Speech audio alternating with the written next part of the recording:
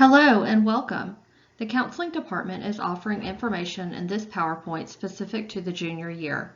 Parents and students will have an opportunity to ask questions either via email to your child's counselor or at your child's individual junior advisement meeting. More information about the junior advisement meetings will come later in the PowerPoint. The Counseling Department is made up of many different people. We are here to support students through their educational experience by helping them with their academic, personal, social, and college and career needs. You will see on this slide the counselor breakdown is by a student's last name. At some schools, the counselor breakdown is by grade level.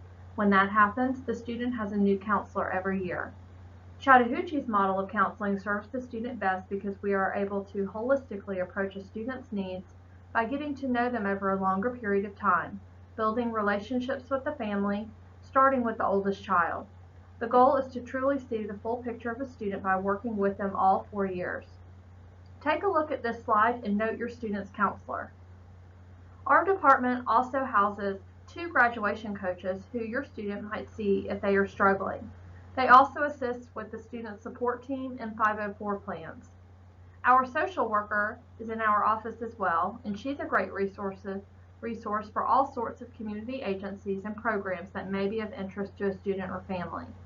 Our registrar handles new student enrollments, withdrawals, and management of records, including transcript requests, which are typically submitted through Parchment. Our professional assistant is the first line of communication in our office. We have a cluster nurse that splits her time between Chattahoochee and a few other schools, and our clinic is staffed with a full-time clinic assistant. We're fortunate to have 2 bilingual community liaisons who are available to help or translate for families who need assistance. One that helps specifically with our Spanish-speaking population and one that helps specifically with the Korean-speaking population. Our fearless leader is Dr. Mike Todd. He is not new to Chattahoochee High School, but he is new in his role as principal. All students are also paired with an administrator. You can see the breakdown on this slide as to who is assigned to your student. This also means that the counselors work hand in hand with their assigned administrators for a cohesive team approach. There are many ways for you to know what is going on in our office. Chattahoochee High School has a Facebook account, Twitter account, a website located at www.chatcougar.com, and a blog where we often post more lengthy and detailed information at hoochcounselors.blogspot.com. We try to truly communicate information in as many ways as possible, so please check it out. Let's talk about the importance of Infinite Campus Parent Portal access. All parents, guardians, and students will have a username and password to get into the portal. If you have not signed up, you need to obtain your activation code from the main office. You will have to present a picture ID to receive this information. The direct link to the website is at the bottom of this slide. The benefits of Parent Portal are that it is a live database, meaning that the grades, behavior, and attendance are updated continuously. Parents and students can also see assignments that have been given and the grade assigned.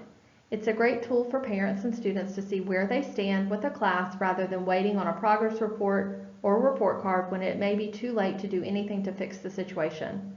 Students, too, have the ability to see their grades, and it's a good way to keep on track with any missing assignments or low grades, which would prompt a conversation with a teacher or possibly explore recovery opportunities. In order to graduate, students must have 23 credits total in very specific areas. You can see on the slide the requirements. Everyone is required to have 4 English, 4 math, and 4 science courses. There are 3 required social studies courses, plus a half credit of health and personal fitness. 3 credits are made up of either a world language, a fine art, or a career tech class. Those can be a mix and match or can be all of the same, such as a student could have a Spanish 1, 2, and 3, or a French 1, 2, and 3, or a student could potentially have a mix such as Latin 1, ceramics, and healthcare science to make up that area. Then there's additional electives that are required for additional credits. Those can be any extra classes that are not duplicated anywhere else. So our school governance council made a proposal in order to have some students be able to waive the personal fitness requirement. If students participate in a varsity or JV sport, they are able to waive this requirement. The other way to waive the personal fitness requirement is to participate in the marching band. Students who wish to seek this opportunity must come to the counseling office and get their appropriate paperwork, then get the signatures needed, then it goes to the athletic director for approval, and then if it's approved, it goes back to our data clerk to be placed on the transcript. If a student takes this option, it does not give them a half credit. It just waives them from having to meet the personal fitness requirement. The half credit still must be met with a different elective choice. So when a student fulfills the waiver requirement, a grade is not issued. It just says again that the state requirement was met, and the student still owes a half credit towards their 23 credits needed for graduation. Here is what a 4-year plan looks like. Each counselor keeps one in their office for every student on their caseload. This helps us to know what classes a student should take next in the sequence, as well as helping students remain on track for graduation. However, it is ultimately the responsibility of the student and parent to know what classes to register for and what is necessary for graduation. We hope this slide gives a better overview of what is required. In the junior advisement meeting, we will discuss the specifics of your student's plan, make suggestions for their senior year coursework. If students have coursework that needs to be made up due to a failing grade in their earlier high school years, now is the time to get with our graduation coach on signing up for a free credit recovery option. Ultimately, a student wants to have all their ducks in a row before beginning senior year. It is not ideal to go into senior year behind the 8 ball, and sometimes it's not preventable, but most times it is.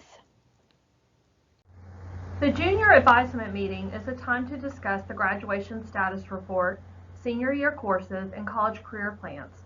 We will cover as much as we can in the 20 to 30 minutes we have scheduled. You will schedule your student's junior advisement meeting using the electronic scheduling link provided in the junior advisement email that's sent to you. The link is specific to your student's counselor, so it's very important you only use the link that's emailed to you. Please do not feel pressured to schedule the first available time slot. We chose the scheduling option so you can pick the best day and time that works for your schedule, and having an earlier meeting day and time does not have any effect on your student's course or schedule options for their senior year. If you are unable to attend a meeting, please forward the email and scheduling link to your student so he or she can schedule the meeting themselves. Each parent or student will receive an email confirmation of the meeting day and time, and that email will serve as the student's pass to leave class to attend the meeting. If you end up needing to meet at a different day or time, please use the reschedule link provided to you in the confirmation email. Please note we'll only be able to honor one meeting per student, so if 2 parents and guardians want to attend, you will need to coordinate with each other to find a mutually agreeable day and time. This will ensure we're able to meet with all of the students in the junior class, almost 450 students, in a timely manner. All students have certain activities that they must complete according to Georgia law. These are known as the Bridgeville requirements. In order to access this activity, please reference the specific directions that were attached to the Junior Advisement Invitation email. Please follow these instructions step by step because they are detailed and can seem overwhelming. The instructions tell the student how to get into their GCIS account, as well as the items that must be completed to satisfy the requirement. There are 3 main steps to satisfy this requirement. First activity is stating that they understand about the dual enrollment opportunities in the state of Georgia. The second activity is that they must save 3 colleges to their profiles.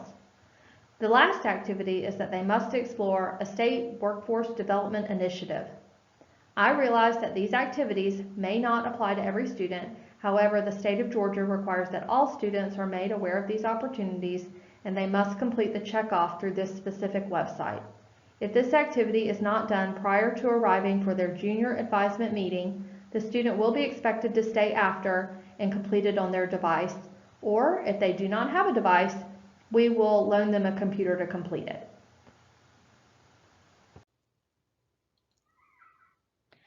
office is a hot spot for college visits. Students should definitely take advantage of the representatives who come to visit our school. As one student put it last week, she stated that she just met the person who will be reading her application.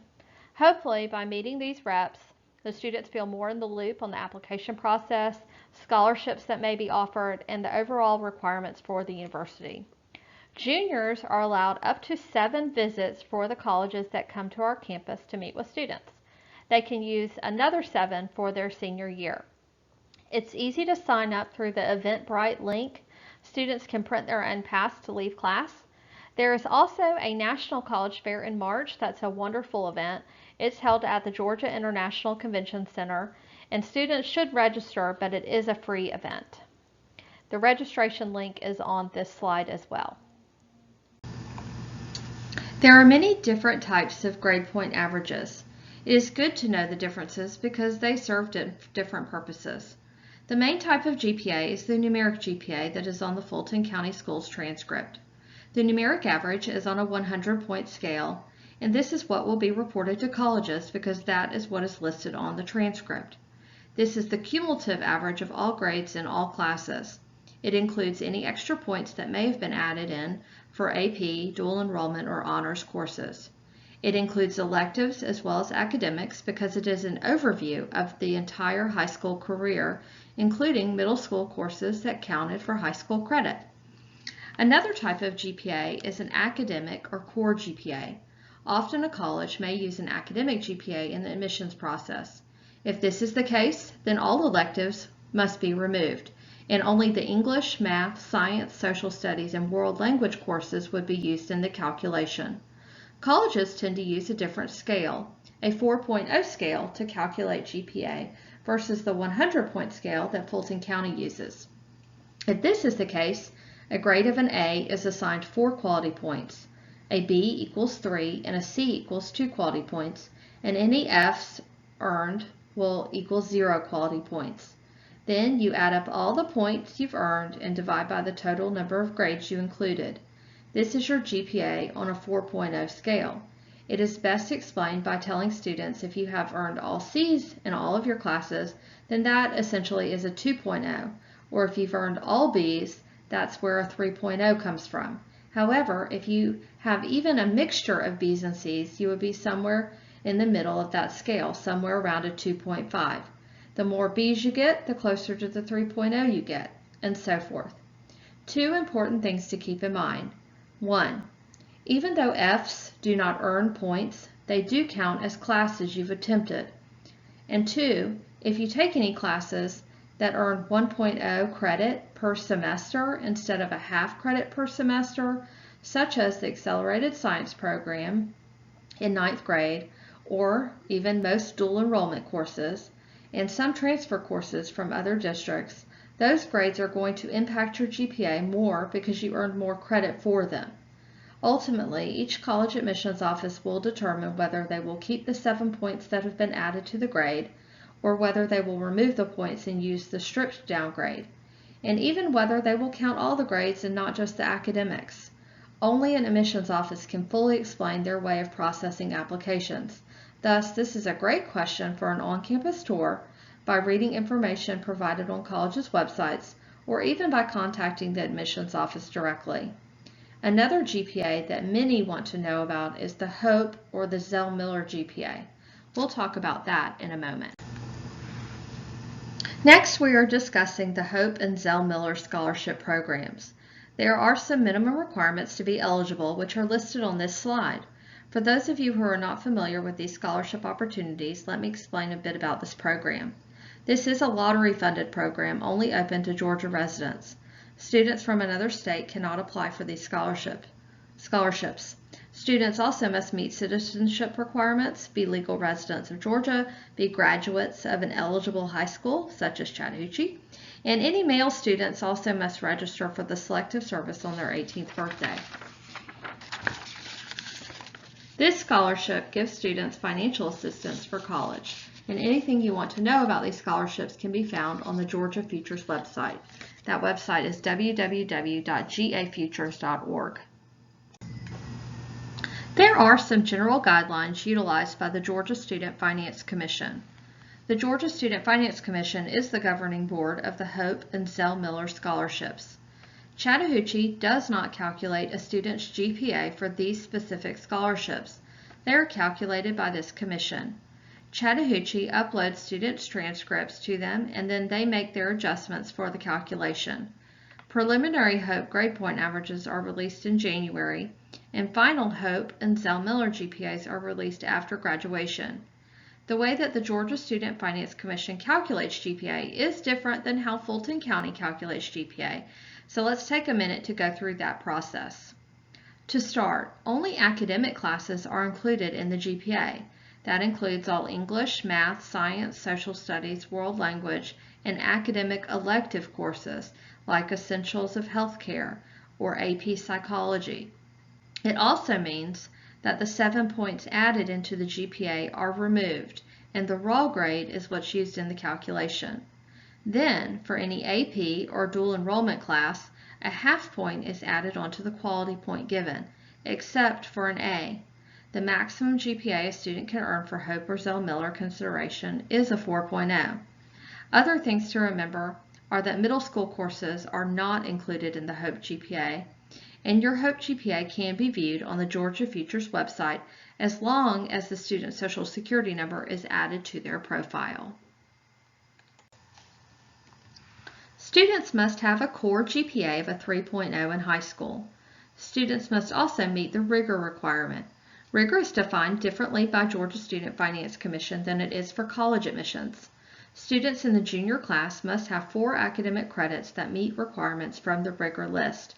You can certainly look at the rigor list on the Georgia Futures website, but some examples of classes that are considered rigorous are Algebra 2, Advanced Math Decision Making, Pre-Calculus, Spanish 2, French 2, Chinese 2, Latin 2, or the third year of a language, on-level chemistry or physics, and also most AP classes and dual enrollment courses as well.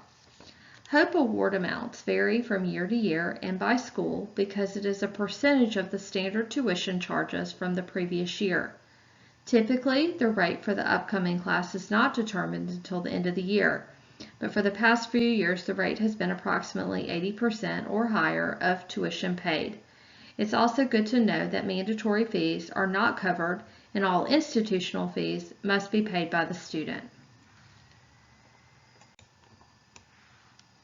The Zell Miller Scholarship has much higher standards. It's open to graduates who are either valedictorian or salutatorian of their high school class, or students must earn a 3.7 core GPA in high school and also have high test scores, a 1200 on the SAT or a 26 on the ACT. Both of those would have to be a single administration of those tests by the time the student graduates. Those scores are not combined. Students must also meet the rigor requirement as talked about on the last slide. The Zell Miller Scholarship is different from Hope because Zell Miller pays 100% tuition and not just approximately 80-85% of the tuition like Hope does. So it pays full tuition.